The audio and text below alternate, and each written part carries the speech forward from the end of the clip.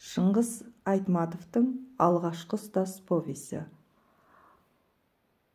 Атын әлем таныған қырғыз халқының көрнекті жазушы Шыңғыс Айтматовтың алғашқы ұстаз атты шығармасы елден де жолдан да жырақ тау баурайындағы шағын қырғыз ауылында болған бір үлкен оқиғаны суреттейді. Бұл жағдай кеңес үкіметінің енді ғана орнап, жаңа заманның талабына сай елдің сауатын ашу кезеңімен тұспа-тұс келеді. Повесть сюжеті сол оқиғаның кейіпкерінің бірі болған Алтынай Сүлейменова деген академиктің әңгімені баяндаушыға жазған хаты бойынша өрбиді. Шығарманың экспозициясы сол ауылда туып өскен суретшінің қиялынан басталады. Ол әуелі Дүйсен мектебі деп аталған жермен-жексен болған қорасы бар төбені, оған тақау жерге мәуелеп өсіп тұрған қос теректі көріп, үнемі соның суретін салғысы келіп ойға беріледі. Дегенмен суретші бұл ойынан қайтады. Бұған философия ғылымының докторы, Мәскеу университетінде кафедра меңгерушісі болып, шетелге шығып лекция оқып жүрген танымал ғалым Алтынай Сүлейменованың жазған хаты себеп болады. Осылайша суретші Дүйсен мектебі деп ауылға кірген бетте көзге түсетін қос теректің тарихын ашу үшін оның суретін салмай, болған оқиғаны халыққа хат мазмұнымен таныстыру арқылы жеткізгенді жөн санайды. Бір күні ауыл адамдары жаңа мектептің ашылу салтанатына белгілі суретші мен осы ауылдан шыққан ғалымды қатар шақырады. Мереке кезінде пошта тасушы Дүйсен деген кісі әр жерден келген құттықтау телеграммасын береді де кідірмей кетіп қалады. Алтынай Сүлейменова Дүйсеннің атын естігенде дегбірінен айырылып, сол күні ұйымдастырылған басқа шараға қарамай асығыс Мәскеуге аттанып кетеді. Біраз уақыт өткеннен кейін суретшіге Сүлейменовадан Дүйсен мектебі деп қос теректің тарихы жазылған хат келеді. Хат жазылғандай 1924 жылы Ақжар тауының етегінде орналасқан шағын ауылға үстіне әскери шинель киген бейтаныс жігіт келеді. Бұл ауылда мектеп, оқу деген ұғымдардың өзі де ол кезде ауыл адамдарына онша таныс емес, жаңа сөздер болатын. Келесі күні ауыл ортасындағы дөңге жиналсын деп хабар айтылғасын, ауыл халқы түгел дөң басына жиналады. Бұған сол кезде 14 жастағы жетім қыз Алтынай Сүлейменова да қатысады. Дүйсен теміржолшы Тастанбек деген қарапайым адамның баласы. Бірнеше жыл әскери қызметте болып, хат танығаннан кейін оны осы бір шеттегі ауылға мұғалім етіп жібереді. Ауыл халқы басында балаларын оқытуға қарсы болғанымен, Дүйсен өзінің үкімет тапсырмаларымен арнайы келгендігін өктем үнмен айтып, баласын оқытпаған жазаға тартылатындығын ескерткеннен кейін ғана келісуге мәжбүр болады. Бірақ қай жерде, қайда оқытатынын ешкім сұрамайды. Өзің біл деген кейіппен жан-жаққа тарап кетеді.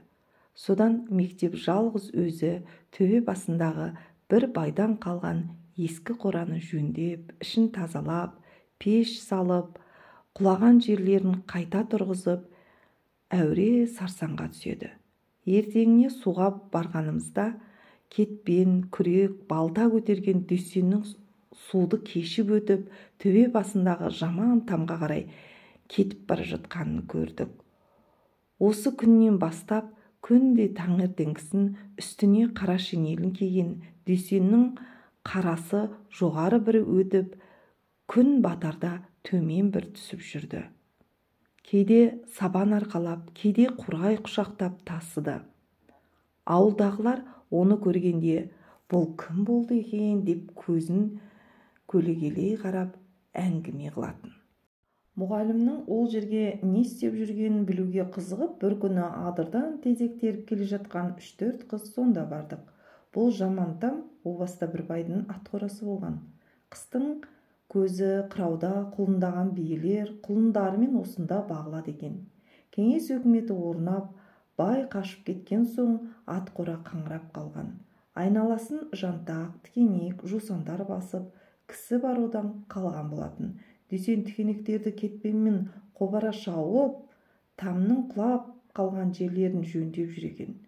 Дәл өзіміздің бойымыздай үлкен алақаптарды арқалап, біз осы жерге демалуға отыра қалғанымызда үсті басы лай, жең түріп алған Дүйсен тамнан шығып келді де бізді көріп, бетінің терін сүртіп жымиып күлді, дейді Алтынай.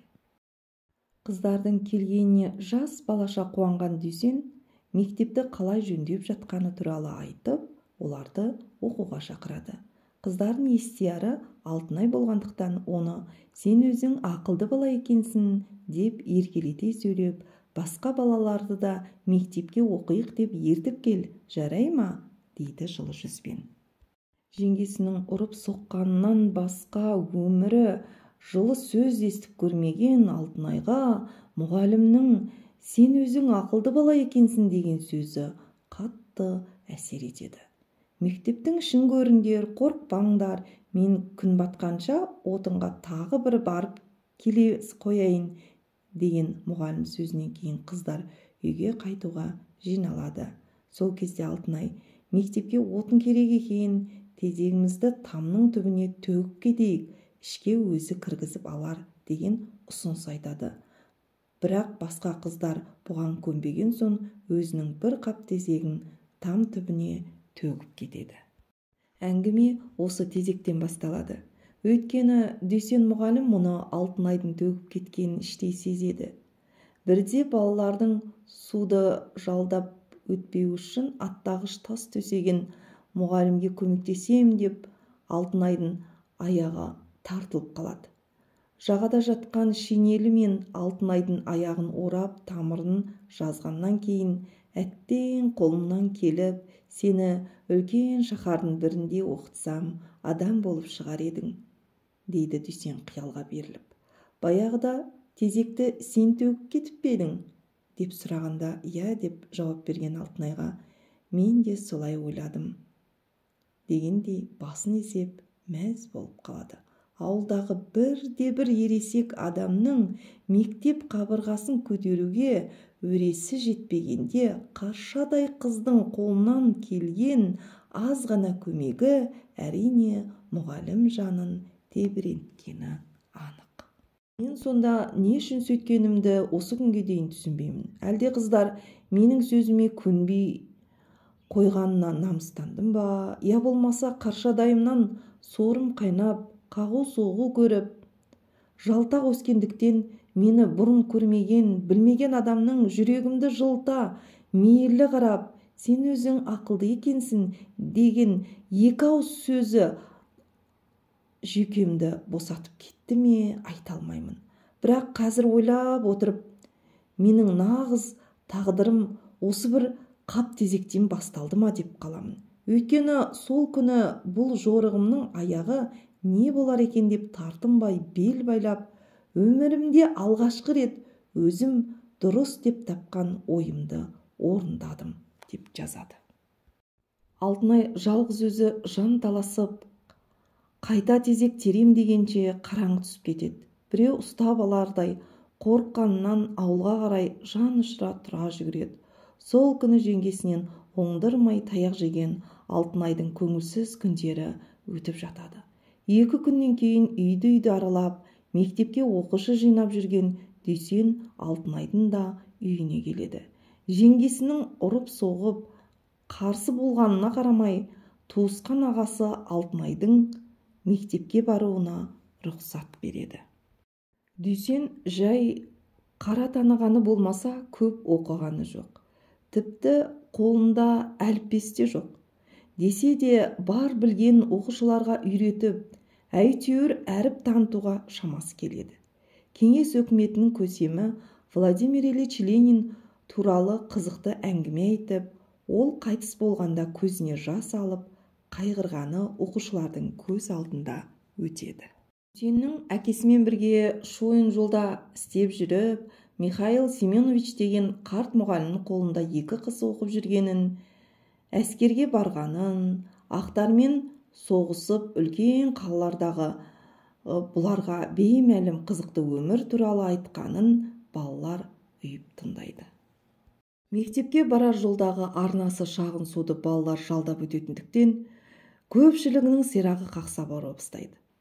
Сол кезде Дүйсен жалғыз өзі суық суды тізесімен кешіп жүріп, балаларын бірін көтеріп, бірін арқалап, бірін жетектеп өткізіп жүреді. Адамдардың сондағы қараңғылығы ма, әлде түсінбестігі ме, білмеймін. Дүйсеннің мұнысын келеке кетіп күліп жүреді. Қазір ойлап отырсам, сонда ауылдағылар-ақ екі ағаш тастап бітіре қоятын жұмыс, бірақ онда оқудың мәнісін түсінбеген жұрт Дүйсенді істейтін ісі жоқ әпендідей көріп, шыдасаң оқыт, болмаса қой дегендей, ат кешіп өткен жерге көпір салып көрмеген немелер өздеріне керегі жоқ болған соң біздің жайымызды естеріне де алмапты.